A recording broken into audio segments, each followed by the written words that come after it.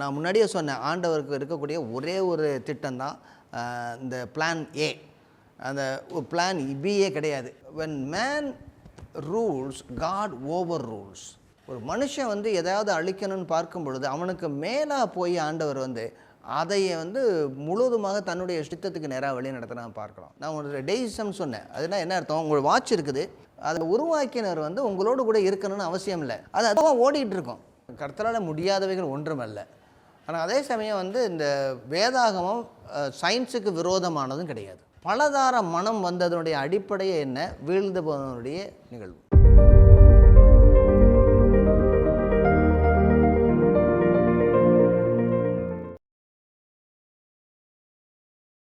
கர்த்தராக இயேசு கிறிஸ்துவின் நாமத்திலே உங்களை சால்வேஷன் டிவி நேயர்கள் அனைவரையும் உங்களை வாழ்த்தி வரவேற்கிறோம். இது ஏக்தா நெட்வொர்க் வழங்கும் திருச்சபை அன்றும் என்றும். இந்த நிகழ்ச்சியிலே நாம் வேத வரலாறை குறித்து பார்க்கிறோம். வேத வரலாறு என்று சொல்ல வேண்டியது இது நம்முடைய வரலாறு, மாபெரும் வரலாறு, கர்த்தருடைய மாபெரும் வரலாறு.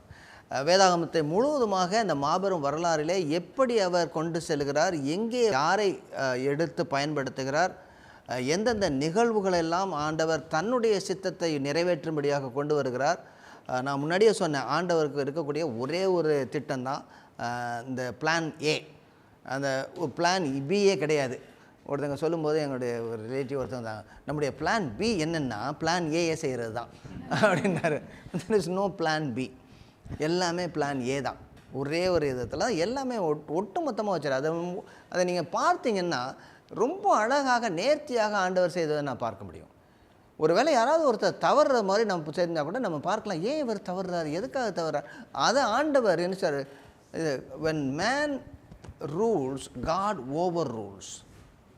ஒரு மனுஷன் வந்து எதாவது அழிக்கணும்னு பார்க்கும் பொழுது அவனுக்கு மேலாக போய் ஆண்டவர் வந்து அதையை வந்து முழுவதுமாக தன்னுடைய இஷ்டத்துக்கு நேராக வழி நடத்த நான் பார்க்கலாம். So God is in control. நம்ம இப்படி நினைக்க முடியாது. நான் ஒரு டெய்ஸம் சொன்னேன். அதுனா என்ன அர்த்தம்? உங்களுக்கு வாட்ச் இருக்குது, அந்த வாட்சை வந்து உருவாக்குனவர் இந்த ஒரு கையில் கட்டியிருக்கிற வாட்சை, அதாவது கை கடிகாரத்தை, மணிக்கட்டு கடிகாரத்தை நீங்கள் கட்டியிருக்கிறத, அதை உருவாக்கினவர் வந்து உங்களோடு கூட இருக்கணும்னு அவசியம் இல்லை. அதை உருவாக்கி அதுக்கு என்ன செஞ்சிட்டாரு, அந்த பேட்டரியை போடுறதோ அல்லது முன்னாடி இந்த சாவி குடிக்கிறதோ இதெல்லாம் பண்ணி கொடுத்துட்டாரு. அது அதுவாக ஓடிட்டு இருக்கும். ஒவ்வொரு முறையும் ஏதாவது ரிப்பேர் ஆணுச்சுன்னா மட்டும் நம்ம பார்த்துக்கலாம், ரிப்பேர் ஆனதுக்கு பார்க்குறவங்க இருக்காங்க, ஆனால் அது ஓடும். ஆக இதே போல் இயற்கையை படைத்து அதை அப்படியே விட்டுட்டார் ஆண்டவர். நீங்கள் வந்து அப்போஸ்தலர் நடவடிக்கைகள் 17வது அதிகாரத்தில் நம்ம வந்து பார்த்தோம். அத்தேனே பட்டணத்தில் அவர் சொல்லும் பொழுது அவங்களாம் ஒரு குறிப்பிட்ட பிரிவினர் என்ன சொன்னாங்க, ஸ்தோக்கியர், அதுக்கடுத்த எபிக்கூரியர், அப்புறம் அகடமியன், அப்புறம் பெரிபாட்டர்ஸ், இவங்கெல்லாம் இருக்கிறாங்க. அவங்கெல்லாம் சொல்லும்போது என்ன சொல்கிறாங்கன்னா, ஆண்டவர் இந்த உலகத்தில் வந்து ஈடுபட மாட்டார். படைத்தார், அவர் படைத்தாரோ படைக்கலையோ எல்லாம் இருக்குது, அதுவாக நடக்கும், எல்லாமே இயற்கையாக நடக்கும், அவ்வளோதான். ஆனால் இவர் என்ன சொல்கிறாரு, ஒவ்வொரு இடத்தையும் அவன் ஒருத்தன் எங்கே பிறக்கணும் எங்கே இருக்கணுங்கிற அந்த இடத்தையும் ஆண்டவர் நிர்ணயம் பண்ணி வச்சுருக்காருன்னு அவர் பேசுகிறார். யார் எப்படி இருக்கணும், எங்கே பிறக்கணும், யாராக பிறக்கணும், எல்லாத்தையும் ஆண்டவர் நிர்ணயம் பண்ணி வச்சுருக்கிறார். ஆக அவர் அன்றாட வாழ்க்கையில் ஈடுபடுகிறவர். இந்த காட், அதாவது சொன்ன அந்த காட் ஒர்க்ஸ், கர்த்தர் கிரியை செய்கிற தேவனாக இருக்கிறார். அந்த காட் ஸ்பீக்ஸ், கர்த்தர் பேசுகிறவர், அவர் வெளிப்படுத்துகிறவராக இருக்கிறார். ஒவ்வொரு இடத்துலையும் பேசுகிறார். அவருடைய பேச்சு நமக்கு வெளிப்பாடாக இருக்கிறது, அவருடைய கிரியை வெளிப்பாடாக இருக்கிறது. இந்த சரித்திரத்தில் நடந்தது. அவர் அனுப்பின தீர்க்கதரிசிகளுடைய தீர்க்க தரிசனங்கள் வெளிப்பாடாக இருக்கிறது.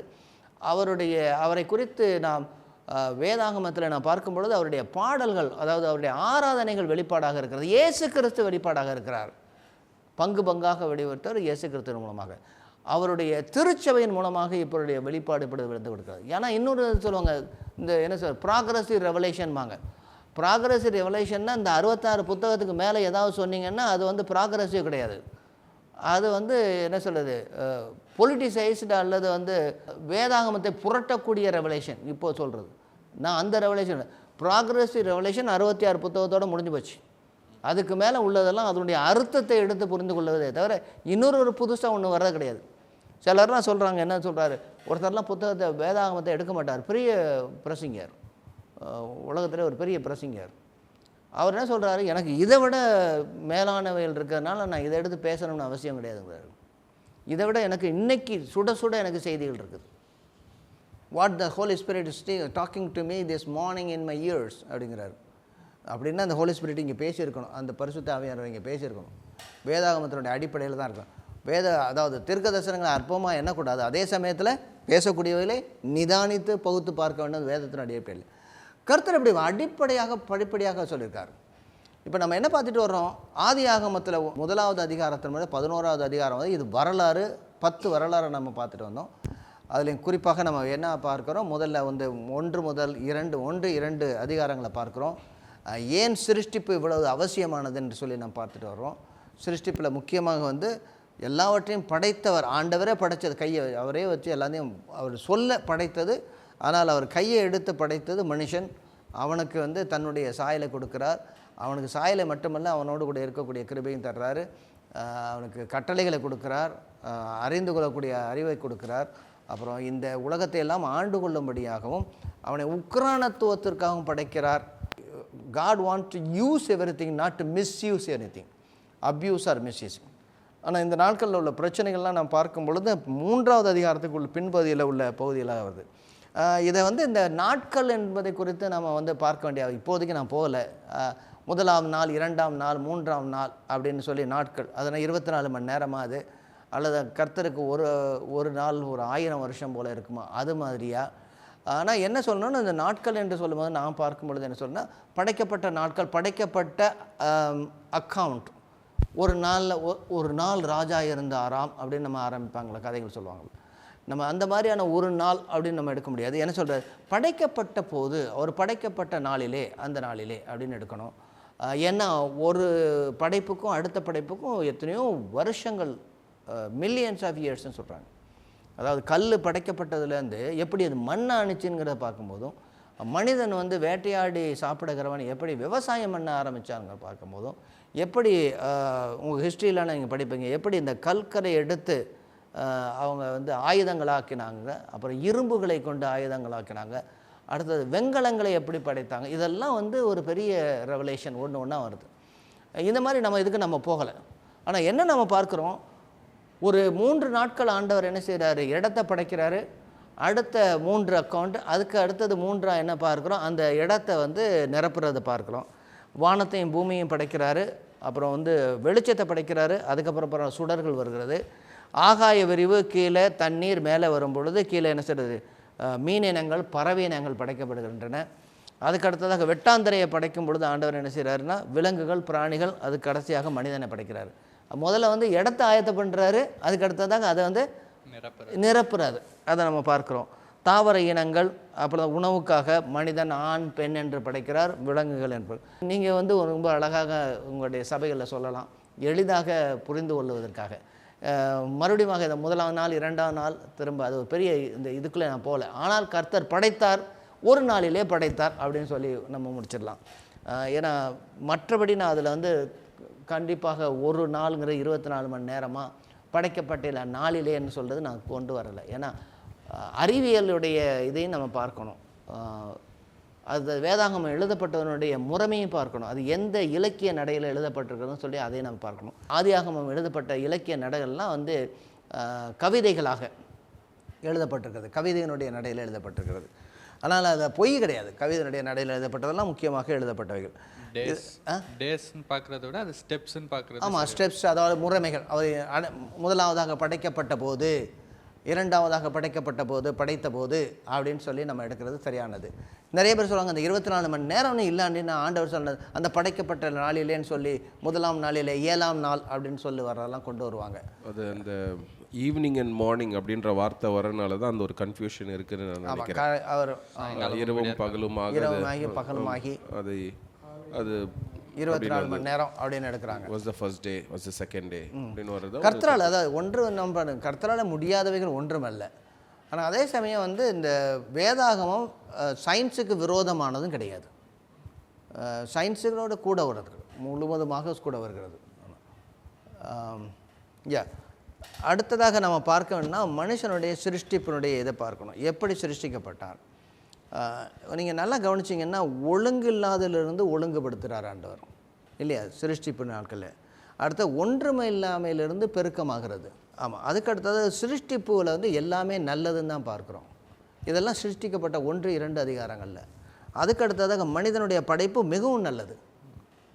அதுக்கு அடுத்ததாக பூமியானது ஆசீர்வதிக்கப்பட்டிருக்கிறது. அதாவது தாமாகவே எல்லாவற்றையும் உற்பத்தி செய்யக்கூடிய கிருபையை ஆண்டவர் கொடுத்துருக்கிறார். இந்த ஹைப்ரிட் வந்ததில் ஒரு பிரச்சனையே தான். அதாவது தாமாகவே அதை உற்பத்தி செய்யாது. அதில் வந்து விதையே கிடையாது, எல்லாமே தாமாகவே உற்பத்தி ஆகுது. அதாவது ப்ரோக்ரியேஷன், அந்த கிருபையை ஆண்டவர் கொடுத்துருக்கிறார். தொடர்ந்து கிரியேட் பண்ணுறதுக்கான கிருபையை ஆண்டவர் கொடுத்துருக்கிறாரு, தாமாக உற்பத்தி. அதுக்கு அடுத்ததாக ஆண்டவர் சொன்ன பழுகி பெருகி பூமியை நிரப்பக்கூடிய ஆசீர்வாதத்தை கொடுத்துருக்காரு. இதெல்லாமே வந்து ஆசீர்வாதத்தினுடைய 1, 2. இப்போ இந்த 3வது அதிகாரத்தில் வந்த பிரச்சனை என்ன? இப்போ முதலாவதாக 1, 2 அதிகாரங்கள் நம்ம பார்த்தோம். 3வது அதிகாரத்தில் என்ன பிரச்சனையை பார்க்குறோம்? முழுவதுமாக மனிதன் வீழ்ந்து போனதை பார்க்குறோம். என்ன நடந்தது? ஒழுங்கிலிருந்து ஒழுங்கில்லாமைக்கு போகிறான். அதுக்கடுத்தது பெருக்கத்திலிருந்து ஒன்றும் இல்லை. அடுத்தது ஆண்டவர் சொன்ன நல்லதல்ல, மனுஷனை படைத்தது நல்லதல்லங்கிற நிலைமைக்கு வருது. அடுத்தது விசனமானது என்கிறது. முதல்ல என்ன நடந்தது? எல்லா இடங்களிலும் கர்த்தருடைய சித்தம் பரவி இருந்தது. இப்பொழுது பாவம் பெருகி பழுகி பெறுகிறத நம்ம பார்க்குறோம். ஆசீர்வாதம் வந்து எப்படி மாறுகிறதுன்னா 3வது அதிகாரத்துக்கு பின்பதாக சாபமாக வருகிறது. தானாகவே உற்பத்தி ஆக வேண்டியது இப்போ என்ன பண்ணுறோன்னா, இப்போ started to fight against man. பாவத்தில் விழுந்து போன பின்பு தான் இவ்வளவு கெடுதலுக்கு நேராக போகிறது. இப்போ இந்த 1 முதல் 11 அதிகாரங்கள் இல்லைன்னா இது எல்லாமே நல்லா இருந்திருக்கும். பூமி சாபமானது, அது தன்னுடைய பலனை கொடுக்க மறுக்கிறது, முள்ளும் குறுக்கும் முளைப்பிக்கிறது. முன்னாடி தானாகவே உற்பத்தி ஆக வேண்டியது இப்பொழுது இவன் வந்து வேலை செஞ்சாலும் அதனுடைய பலன் கிடைக்காம போகுது. அதாவது ஆண்டவர் சொல்லும்போது என்ன சொல்கிறாரு? என்ன அதாவது ஒன்று அதாவது உற்பத்தி பண்ணணும் அப்படின்னா மனிதன் வந்து இன்னொரு மனிதனை உற்பத்தி பண்ணும்பொழுது அதனுடைய விளைவே எப்படி இருக்குன்னா மகா பெரிய வழியாக மாறிவிடுது. திரும்ப நீங்கள் அடுத்ததாக அந்த குழந்தை பேரை கொடுத்து சொல்லும் பொழுது என்ன பார்த்தீங்கன்னா அந்த உற்பத்தியை வந்து ஒரு பெரிய ஒரு கஷ்டமான கற்ப வேதனையாக மாறுகிறது. முன்னாடி தானாகவே உற்பத்தி ஆகியிருக்க வேண்டும், எப்படி ஆகிருக்குன்னு எனக்கு தெரியாது. ஆனால் பின்பதாக நீ வந்து குழந்தை பெறும் பொழுது எப்படி பெறுவாய் என்கிறது அதுவே ஒரு பெரிய பிரச்சனை. பூமியினுடைய விளைவு மட்டுமல்ல, பிள்ளைகளுடைய பேருமே வந்து ஒரு பெரிய ஆசீர்வாதமாக இருக்க வேண்டியது ஒரு பெரிய வியாதி, அது என்ன வேதனையாக மாறி முழுவதுமாக வெளிப்படுது. மனிதனை ஆண்டவர் எப்படி படைச்சார் நீங்கள் பார்க்கலாம். முதலாவது நீங்கள் என்ன சொன்னீங்க? இந்த மனிதனை படைத்தது எப்படியெல்லாம் படைத்தார், எப்படியெல்லாம் நல்லா இருந்துச்சு. ஒரு மனிதனுடைய முழுமையானவைகள்லாம் என்னெல்லாம் இருந்துச்சு, அவனை எப்படியெல்லாம் படைச்சார்னு நினைக்கிறீங்க? தமது சாயலில் படைத்தார். ஒன்று அப்படின்னா என்ன சொல்கிறாரு? தேவனுடைய சாயல்னால் அவனுக்கு வந்து இந்த ஸ்பிரிச்சுவல், அவன் வந்து ஆவிக்குரிய மனிதனை படைக்கும் போது எப்படி படிக்கிறார்? ஆவிக்குரியவன்னா இந்த இருக்கக்கூடிய காணக்கூடியவைகளை மட்டுமல்ல, எல்லாவற்றையும் படைத்த ஆண்டவரோடு கூட உறவு கொள்ள வேண்டியவன். நேச்சுரலாக மனுஷனுக்கு இருக்குது, என்ன நேச்சுரலாக இருக்குது. ஓகே, அதாவது naturally human is a spiritual. அதாவது இந்த இயற்கைக்கு அப்பாற்பட்ட ஒருவரோடு ஐக்கியம் வைக்க வேண்டும் என்கிற அந்த வாஞ்சை அவனுடைய இருதயத்தில் எல்லாருடைய இருதயத்தில் இருக்குது, எல்லாருடைய இருதயத்தில். ஓகே, ஒன்று ஹி இஸ் ஆவிக்குரியவன், தேவ சாலையாக படைக்கப்பட்டான். வேறு என்ன சொல்கிறார்? தேவனோட உறவு இருந்தது. அதுக்கடுத்தது தேவன் அவனுக்கு கட்டளையை கொடுக்கிறார், கீழ்ப்படிய வேண்டும் வந்து சொல்லியிருக்கிறார். இதெல்லாம் வந்து ஸ்பிரிச்சுவல்ஸ். அதுக்கு வேறு என்ன படைத்தார்? எப்படி படைத்தார்? ஒரு ஆரோக்கியமான சரீரம், நல்ல ஒரு சரீரம், ஆரோக்கியமான சரீரம். இந்த ஃபிசிக்கல் குட் ஹெல்த் இல்லை, நல்ல ஹெல்த்து. இன்னும் ஒரு ஏதேன் தோட்டம் முழுவதுமாக அவன் வேலை செய்யணும்னா எப்படி பண்படுத்தணும்னா நல்ல ஆரோக்கியமாக இருக்கணும், சரீர சுகம் இருக்கணும் இல்லை, வியாதி இல்லை. அதனால் அப்போ படைக்கும் போது அவனுக்கு மரணம் இல்லை, நல்லா இருக்கிறான், நல்ல ஒரு ஆரோக்கியமாக இருக்கிறான். வேற என்ன பண்படுத்துகிறான்? வேற என்ன செய்கிறான்? சரீர உழைப்பு இருக்குது. ஆனால் அதுக்கு அடுத்து பாரு என்ன, அவனுக்கு வந்து உறவு கொடுக்குறாரு, ஓய்வு கொடுக்குறாரு. வேற என்ன கொடுக்குறாரு? பழுகி பெருகும்படியாக கொடுக்குறாரு. நீங்கள் பழுகி பெருகணும். இதெல்லாம் என்ன சரி நல்ல இந்த physical life, spiritual life, physical life, good physical life.